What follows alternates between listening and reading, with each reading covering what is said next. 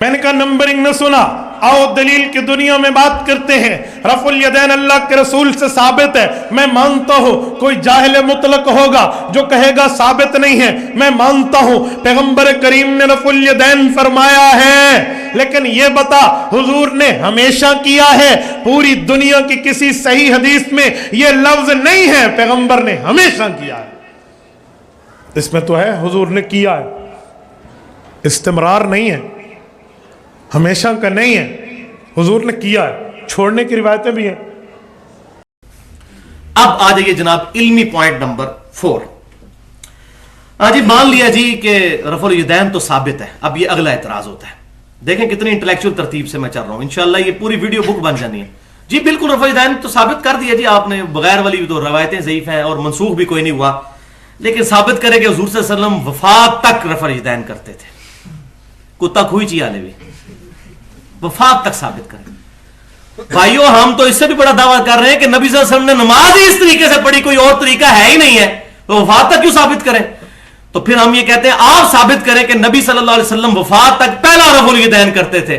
जिस सफे पे ये हदीस लिखी होगी उसके साथ दूसरी वाली भी लिखी होगी, बिल्कुल वही फिर इल्जामी जवाब ही देंगे। वो कहते हैं नहीं जी नहीं, वो तो साबित है ना, तो करते ही होंगे। तो भाई इधर भी यही साबित है ना, इब्ने मसूद रज़ियल्लाहु ताला अन्हु की तरफ मंसूब वो असर साबित हुआ, और ना ये घोड़ों के दुमों वाली रवायत और बुतों वाली तो वैसे ही मनगढ़ंत थी।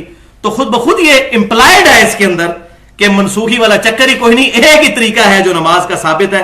लेकिन शुक्र है कि हम इस्लाह के लिए बैठे हैं, सोल्यूशन एंड पे हैं, प्रॉब्लम एंड पे नहीं। मैं अक्सर कहता हूं हम एहतराम से आपका ये सवाल लेते हैं और इंशाल्लाह ये भी जवाब दे देते हैं कि वफात तक भी रफुल यदैन करते थे, ये भी साबित कर देते हैं।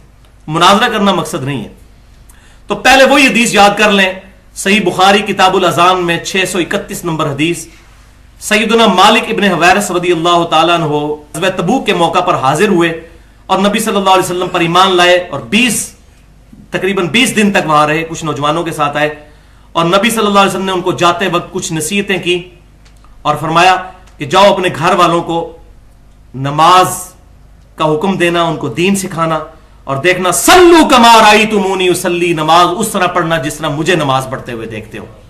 तो इसमें उन्होंने नबी सल्लल्लाहु अलैहि वसल्लम का यह हुक्म भी नकल किया कि मुझे हुजूर ने हुक्म कहा था कि नमाज उस तरह पढ़ना जिस तरह मुझे पढ़ते हुए देखते हो। 9 हिजरी फतेह मक्का के भी साल के बाद। और अब मैं आपको हदीस वो बयान करने लगा हूं जो नबी सल्लल्लाहु अलैहि वसल्लम की भी वफात के बाद है। अबू किलाबा ताबी की हदीस बुखारी और मुस्लिम दोनों में है। वो कहते हैं मैंने उसी सहाबी को जिसको हुजूर ने हुक्म दिया था मेरी तरह नमाज पढ़ना। अब आप सहाबी के बारे में सोच सकते हैं कि वो नमाज पढ़ना उस तरीके पे शुरू कर दे जो नबी सल्लल्लाहु अलैहि वसल्लम के तरीके के खिलाफ हो।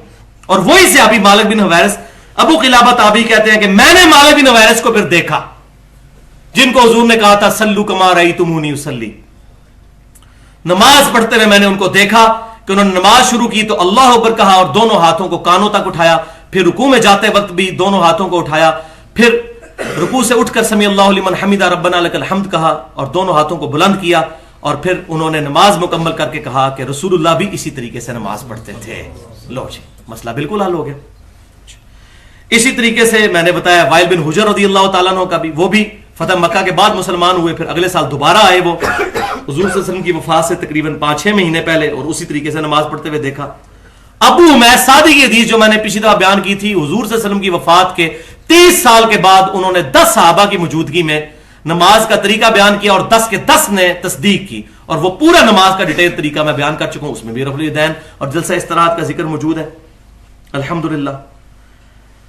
अब बिल्कुल इससे भी आगे मैं एक स्टेप जाने लगा हूं, यह पहले किसी से आपने बात नहीं सुनी होगी इस अंदाज में।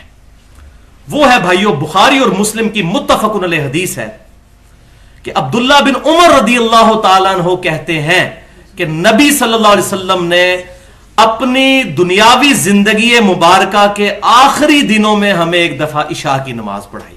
लो जी आ गया जी, वफात के आखिरी दिनों में और 1 महीना पहले। मुस्लिम में जो इसका तुरुक है उसमें अल्फाज है 1 महीना पहले आप सबने ये हदीस बयान की।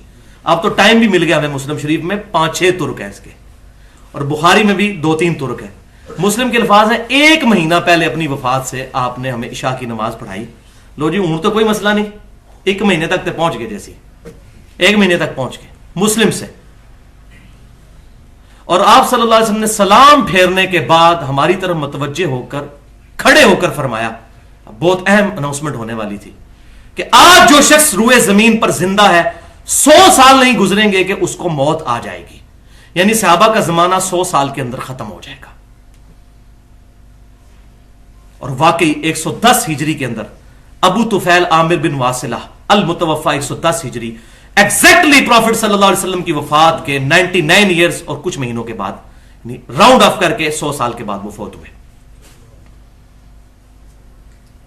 110 ہجری میں۔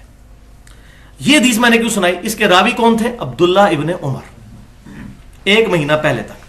اب عبداللہ ابن عمر کی حدیث بخاری اور مسلم میں پہلے ہی بیان کر چکا ہوں، نماز شروع کرتے تو رفع الیدین کرتے، رکوع میں جاتے وقت اور رکوع سے اٹھتے وقت۔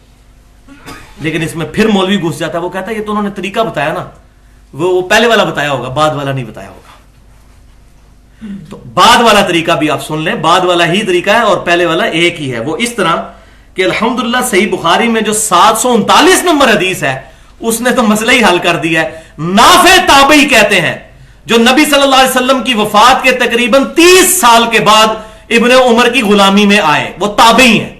وہ کہتے ہیں کہ میں نے ابن عمر کو دیکھا کہ جب وہ نماز شروع کرتے تو دونوں ہاتھ کندھوں تک اٹھاتے، اور جب رکوع میں جاتے تو دونوں ہاتھ کندھوں تک اٹھاتے، اور جب رکوع سے سر اٹھاتے تو بھی دونوں ہاتھ کندھوں تک اٹھاتے اور سمی اللہ لمن حمیدہ ربنا لک الحمد کہتے۔ یہ تابعی بیان کر رہا ہے، اور اینڈ پر وہ کہتے ہیں کہ ابن عمر کہا کرتے تھے کہ نبی صلی اللہ علیہ وسلم بھی ایسے ہی نماز پڑھتے تھے۔